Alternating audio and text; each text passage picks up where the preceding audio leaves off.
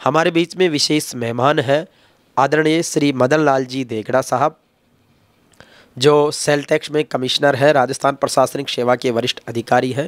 Thank you Om Prakash ji, Kewada जी, आपने मुझे यहाँ बुलाया, आपका बहुत बहुत शुक्रिया, धन्यवाद। आज मैं 52 साल का होने जा रहा हूँ, मतलब हो जाऊँगा अप्रैल में। मैंने इतनी बड़ी भीड़ मेरी ज़िंदगी में नहीं देखी।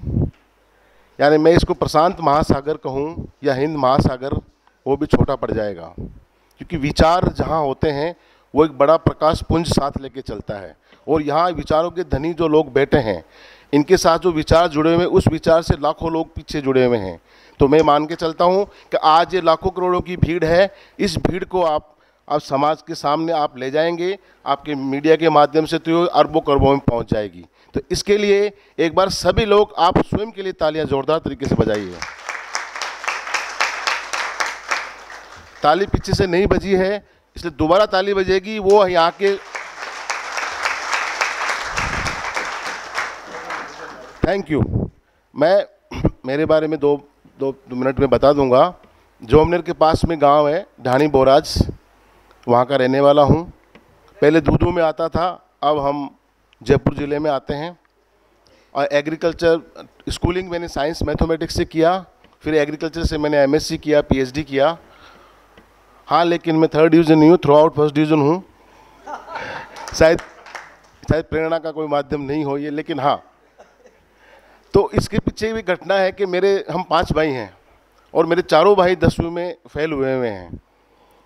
तो ऐसा कहते थे कि पहले के ज़माने में कि 10वीं में तो फेल होना ज़रूरी था, मतलब 10वीं में तो हर आदमी फेल होता था। तो मेरा बड़ा भाई कॉलेज में था उस समय, तो वो खुद बताता है कि तेरा रिजल्ट जब आया 10वीं का, तो हमने 3rd डिवीज़न में देखा सबसे पहले कि यार होशियार है, 3rd तो पास हो ही जाएगा। लेकिन उनको नंबर नहीं मिले, उसमें नहीं मिले तो कहा कि तो फेल हो गया। तो किसी ने कहा यार 2nd में देख लो, कि 2nd में भी नंबर नहीं मिला।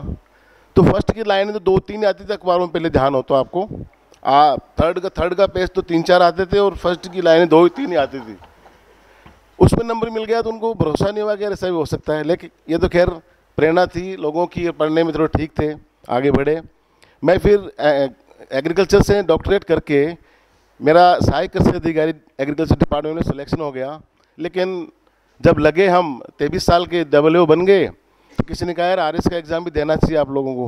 पहला एग्ज़ाम दिया, हम प्री में फेल हो गए क्योंकि ज़्यादा समझते नहीं थे। फिर हमने एक मन में प्रेरणा ली कि यार देना चाहिए एग्ज़ाम, तो दिया हमने एग्ज़ाम। और फिर as a commercial tax officer ACTO के रूप में सिलेक्ट हुए। अभी मैं डिप्टी कमिश्नर हूँ GST डिपार्टमेंट में। वो उसी घटना में बताता हूँ। दूधू से हमारे भाई बेटे हैं हमारे, सो सिलेक्ट हुए जाट कम्युनिटी के ऑफिसर्स। तो किसी जाट बड़े भाई ने हमारे को आमंत्रित किया चाय पे, तो उन्होंने सबने परिचय दिया। तो कोई झुंझुनू से, कोई शेखावटी से, कोई गांधीनगर से, कोई नागौर से। मैं सिंगल आदमी था, मेरी एक लड़की थी, भूल गया, हमें वीडियो थी वो। हम दूधू से थे, दूधू उसमें तहसील मेरी दूधू लगती थी। तो वहाँ पर मैंने कहा से दूधू तहसील से गांव ढाणी बोरा जैसे। तो वहाँ से कमेंट्स पास होता है कि ये दूधू के लोग कब से अफसर बनने लगे भाई। तो ये थी कि हमारी पहचान पहले ये थी कि हम पिछड़े हुए ज़िले से हैं और वहाँ संसाधन नहीं है, गरीब लोग हैं, मानसिक रूप से थोड़े। तो लेकिन अब जो सिनेरियो बदल रहा है वो वाकई बहुत अच्छा हुआ है। दूधू एक पहला ज़िला है जिसमें ग्रामीण से सीधा ज़िला बना है।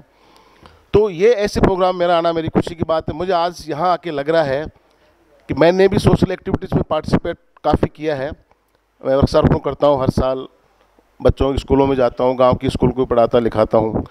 लेकिन यहाँ आके लग रहा है कि अभी बहुत कुछ करना बाकी है। आप लोगों से बहुत ज़बरदस्त प्रेरणा मुझे मिली है और मुझे यहाँ के सबके लोगों के नंबर मुझे लेने हैं अभी लंच के दौरान, और मैं खुद बुलाऊंगा आप लोगों को अच्छे प्रोग्राम्स में। अभी मैंने हमारे एरिया की सबसे पुरानी स्कूल है SKN कॉलेज, श्री कर्ण नरेंद्र स्कूल, 131-32 साल पुरानी है। तो वहाँ से पढ़े हुए लोग यूनाइटेड किंगडम तक और फ्रांस तक लोग गए। हमने एलुमिनी मीट बनाई, एक अच्छा प्रोग्राम करवाया, और अभी हमारा इंटरनेशनल चैप्टर भी उसका शुरू कर दिया है हमने। बताना ये चाहता हूँ कि लोग अगर आप आगे आओगे तो काम करने वाले बहुत लोग हैं। वहाँ के जो चैप्टर ने हमें ये एश्योर किया है कि पैसे कितने भी चाहिए आप हमसे ले लो, लेकिन इस स्कूल की दशा ऐसी होनी चाहिए कि राजस्थान में देखने लायक हो। तो अगर करने वाला अगर आपके पास है, अगर ऐसे व्यक्ति आपके पास ओम प्रकाश जैसे, केवाड़ा जी जैसे व्यक्ति हैं, तो आप समाज में कोई भी बड़ा काम कर सकते हो। और आप सब उसके लीडर हैं, आप सब सोशल एक्टिविटीज़ के लीडर हैं। क्योंकि सोशल एक्टिविटीज़ अगर नहीं होगी, अभी डॉक्टर साहब को सुन रहा था मैं, मन की खुशी की बात कर रहा, मन की खुशी की मैडम बात कर रही थी, तो आपके पास तो एक स्टोरी और मिल गई। मेहरबान जी, एडिशनल एसपी साहब, ये 2 बार फेल हैं, तो आप इस स्टोरी को, हाँ, इसको आगे, वो तो 1 बार फेल हुए, 2 बार फेल हैं, तो ऐसी स्टोरी आपको यही मिल गई। और यहाँ स्टोरीज काफ़ी है। तो ऐसे लोगों से मैं आया हूँ, मैं खुद अपने आप को ये सोच रहा हूँ कि मैं कुछ भी नहीं हूँ। आप लोगों के साथ नतमस्तक हो गया हूँ। आप सबको प्रणाम, धन्यवाद।